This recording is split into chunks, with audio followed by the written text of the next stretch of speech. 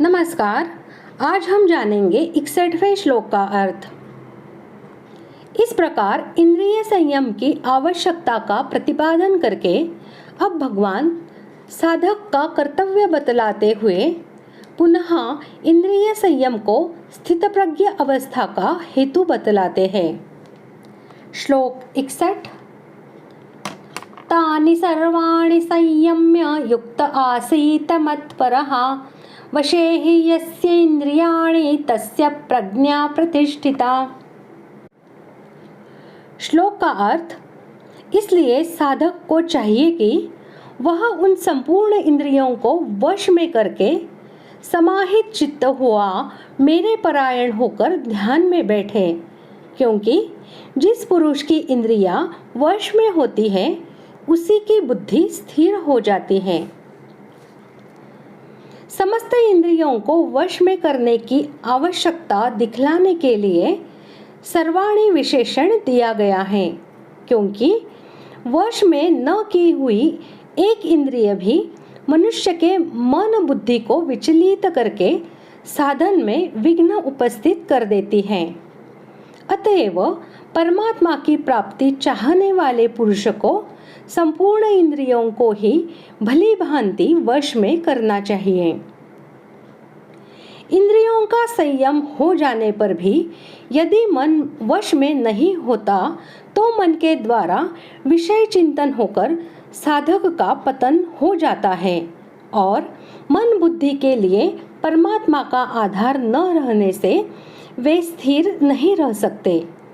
इस कारण समाहित चित्त और भगवत परायण होकर परमात्मा के ध्यान में बैठने के लिए कहा गया है।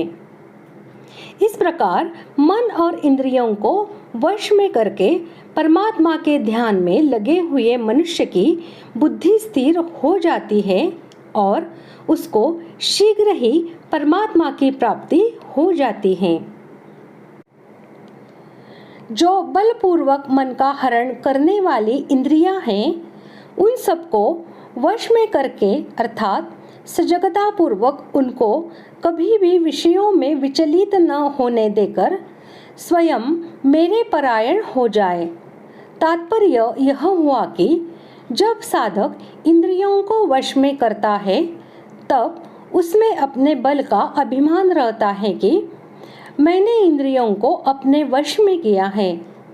यह अभिमान साधक को उन्नत नहीं होने देता और उसे भगवान से विमुख कर देता है।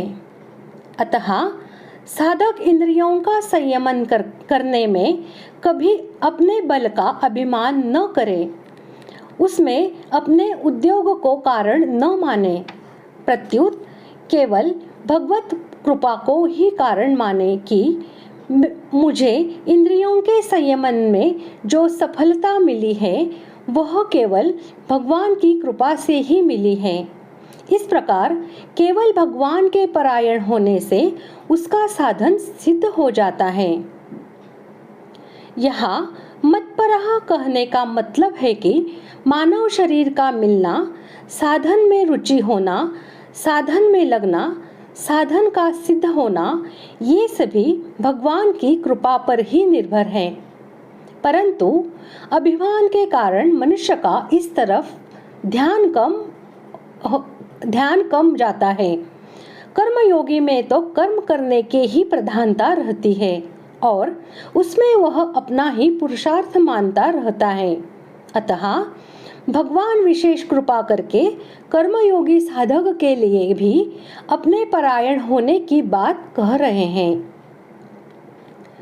भगवान के परायण होने का तात्पर्य है केवल भगवान में ही महत्व बुद्धि हो कि भगवान ही मेरे हैं और मैं भगवान का हूँ।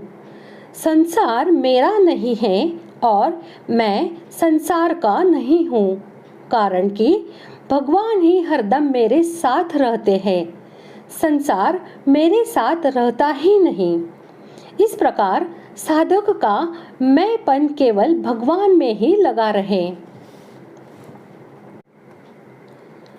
श्लोक के पूर्वार्ध में इंद्रियों को वश में करके संयत चित्त और भगवत परायण होकर ध्यान में बैठने के लिए कहा गया है।